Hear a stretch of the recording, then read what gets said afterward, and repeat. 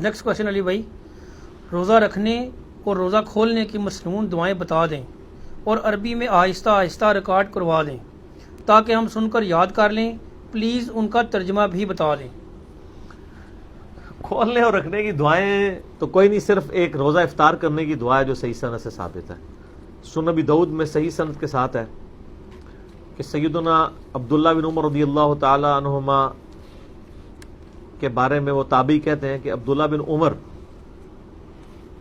مٹھی کے بعد داڑھی کاٹ دیا کرتے تھے مطلقاً۔ ایک تو بخاری میں آتا ہے نا کہ حج اور عمرے پہ کاٹتے تھے، اس کے علاوہ بھی، اور حج و عمرے پہ جو کاٹتے تھے نا وہ انہوں نے حج سے 2 مہینے پہلے بڑھائی ہوئی ہوتی تھی۔ وہ یہ اجتہاد کرتے تھے جیسے میں نے سر کو حلق کروانا نا، میں داڑھی کے بال بھی کاٹ کے اپنی حاضری لگواؤں اللہ کی بارگاہ میں۔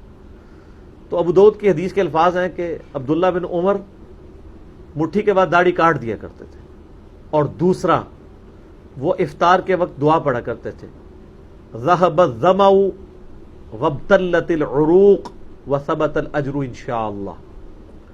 ذهب الظمأ، پیاس چلی گئی، یہ ظما میں زوئیں ہیں جسے اردو میں کہتے ہیں ضا عربی میں۔ ذهب الظمأ وابتلت العروق، اور رگیں تر ہو گئیں۔ ذهب الظمأ وابتلت العروق وثبت الاجر انشاءاللہ، اور اللہ کے حضور ہمارا اجر پکا ہو گیا۔ اور ظاہر ہے کہ یہ روزہ کھولنے کے بعد کی دعا ہے، پہلے کی نہیں ہے، یعنی جب آپ پانی پی لیں، رگ تر کر لیں۔ یہ ایک دعا ثابت ہے افطار کے وقت، بلکہ سنن ابن ماجہ میں حدیث ہے کہ روزہ دار کی دعا قبول ہوتی ہے خصوصاً افطار کے وقت۔ افطار کے وقت آپ تمام مسنون دعائیں کریں، صبح شام کے جو اذکار میں شام کے اذکار ہیں وہ بھی کریں، اور دعائیں کریں صبح شام کے اذکار جو بلو کارڈ پہ ہیں، گرین کارڈ والی دعائیں کریں، قرآنی دعائیں کریں، جتنی مرضی دعائیں مانگیں، اور یہ والی دعا افطار کے بعد ہے۔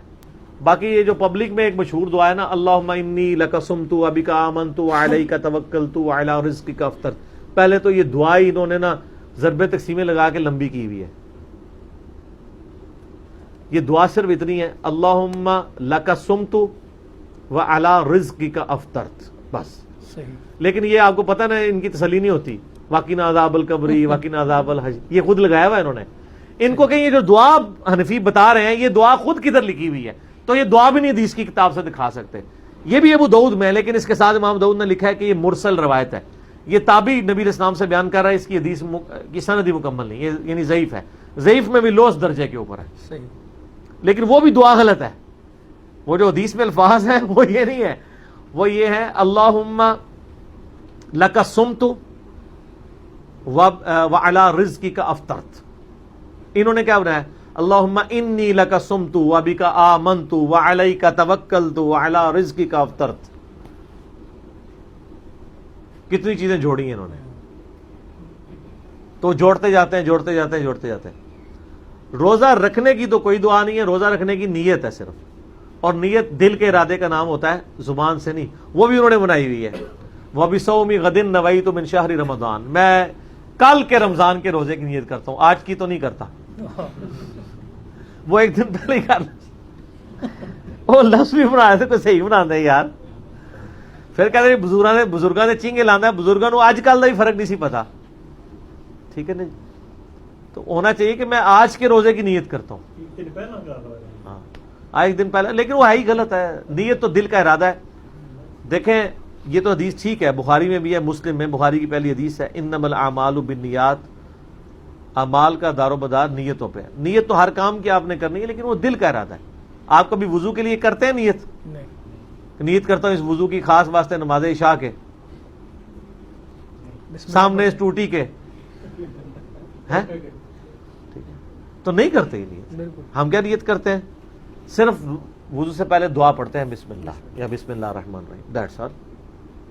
باقی اور یہ ساری نیتیں بھی جو ہے نا یہ دعائیں ہوتی ہیں، نیت کہیں بھی نہیں آتی ہے، نہ نماز کی کوئی نیت ہے، نہ کوئی روزے کی نیت ہے، اور حج کے لیے ہے وہ بھی نیت نہیں، اس کو دعا ہی کہنا چاہیے۔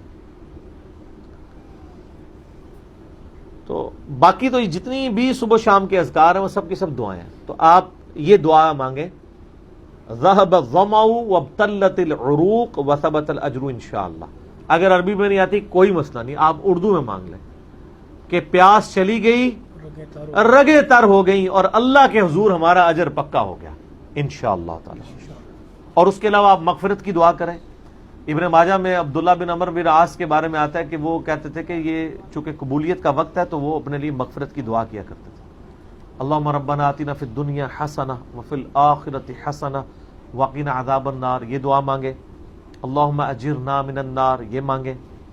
ٹھیک ہے. رب اجعلنی والی دعا مانگے. اور جتنی دعائیں آپ کو یاد ہیں افطار کے آخری یعنی افطار سے جسٹ 5 منٹ پہلے دعائیں مانگنا شروع کرتے ہیں اور وہ قبولیت کا وقت ہے، آپ دعا مانگتے تھے.